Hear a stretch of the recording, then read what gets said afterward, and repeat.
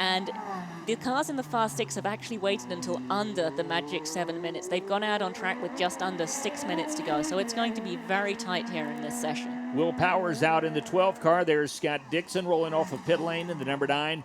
Red and white Target Chip Ganassi Racing Machine. James Hinchcliffe in the GoDaddy.com car is out. Mike Conway, though, still sits on pit lane, Pippa, in the ABC Supply car with just now under 5.5 minutes to go. So they have not yet gotten Conway out, and it looks like there could be an issue with that car. It looks like there could be an issue with the starter, and they're going to try and push start it. That's a real shame for Mike Conway. I mean, having such a good run here this weekend with the Foyt team. We looked at Group 1, and you said, oh, you didn't know if anybody from Group 1 would make it all the way through to the Fast Six because the groups were so stacked. Well, yep. Mike Conway made it all the way through to the Fast Six, and, you know, he's been doing such a great job. Such a shame for him to end up stuck in pit lane like this and possibly have to start sixth. Hopefully they get that car fired up and on track before the end of the session here. Sebastian Bourdais will post the first flyer of this session as he makes his way now through what is kind of like a bus stop section of this track, 5, 6, and 7. Now, actually, Bourdais, excuse me, I looked at the wrong monitor, and Bourdais is already off of 12 through the chicane, and he is on the front straight. So, Pippa, Sebastian Bourdais has a lot of clean green racetrack in front of him as he makes his way through turn number 1. Absolutely, and that time through the chicane, Bourdais was fairly conservative. His tires aren't quite up to full speed yet. I'm beginning to think that chicane is the kind of corner where you can be more conservative, but it will cost you a little time, and so you're only going to take the big risks and really try and fly after it on the laps that really matter. So your first flying lap, it matters, but the tires aren't normally quite at their best. He certainly looked conservative through the chicane that lap, so I think maybe on his next time through, now the tires are hot, that'll be when he starts to really push the issue through there again. So he has his out lap, he has his first flyer, so Pippa, this is basically the third lap for Sebastian Bourdais if you count that out lap, and you think his tires should be about where they should be. I think so, and we've just heard from pit lane that Mike Conway is away and is going to be able to join on track for the rest of this session, so that's good. So far, we've seen the fastest laps come on most people's second or third flying lap.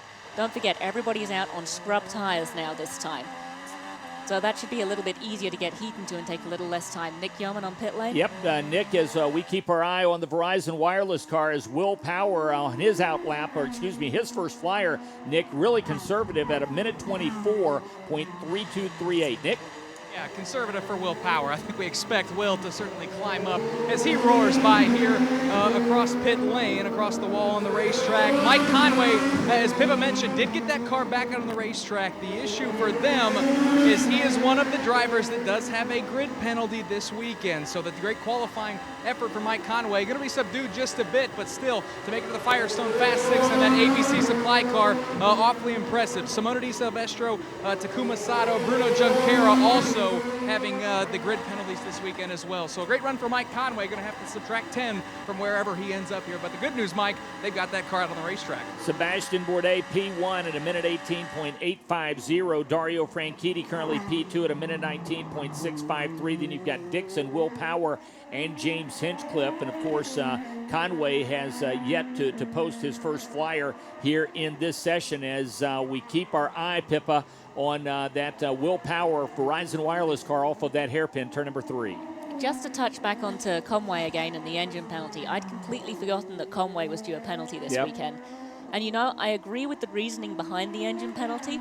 I like the fact that you can try and make up the places in the race, but for someone like Mike Conway and AJ Foyt Racing, who have had a tough old year, let's face it, you know, they haven't had the results they wanted this year. It's been a tough old year.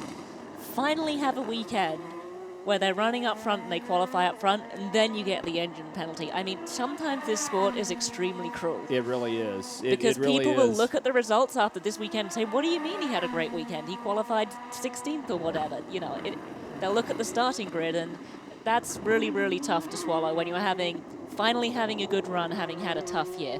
Well, Will Power, Pippa, has picked up in the Fast Six where he left off in round number 2, and even though he is on scuffed reds, he is already back in the 17s. That Firestone red tire is an outstanding tire, it looks like, and Will Power has posted a time in the 17s. Only driver in the 17s this weekend, and Pippa at 1:17.975. He is 9/10 of a second quicker than Scott Dixon, who runs P2. Absolutely, and everybody else is out on scuffed red tires as well, so the gap has remained about the same. They've slowed up a little bit from the previous session, But Will is just absolutely flying. To be honest with you, if you're Tim Cindric now, do you tell him to keep pushing, or do you just pull him in and say, hey, chances of somebody beating you are pretty slim, let's keep it in one piece, and if we have to start second, so be it, but I'm pretty sure we've got pole. But that lap was not as quick as his previous, so Will Power at a minute 17.975 with under 30 seconds remaining. Pippa, it looks like Power is going to pick up the bonus point, which will move his lead to Ryan Hunter-Reay to 37, and means now that the magic number for him is +7. If he can come away with +7 points on the weekend at this point in the race, he will clinch the championship for 2012. And +7 is not that big a number when you're racing right up at the front of this field. The gap between first and second place is 10 points, and there's then even a pretty good gap between second and third place. So right up at the front of this field, +7 is not a big gap. And then when you look at where Ryan Hunter-Reay has to start the race tomorrow, everything so far this weekend is playing into Will Power's favor. Certainly is. And he's going to be thinking, after the previous couple of years' championships, please, please, please make it continue for tomorrow. Well, we got an issue for Mike Conway. So what was a good day for Mike Conway has suddenly gone bad as Pippa, he has made contact with the right front. You can see the damage, it looks like, to the wing. We're looking at the replay, and no, excuse me, I thought the damage was to the front. The right front has gone askew, but the damage was the same. He has made contact off the chicane in the front straight, and boy, Pippa, what a wild ride it was for him. There's a lot of damage to the left front of Mike Conway's car, and that's affecting everything on the front of that race car.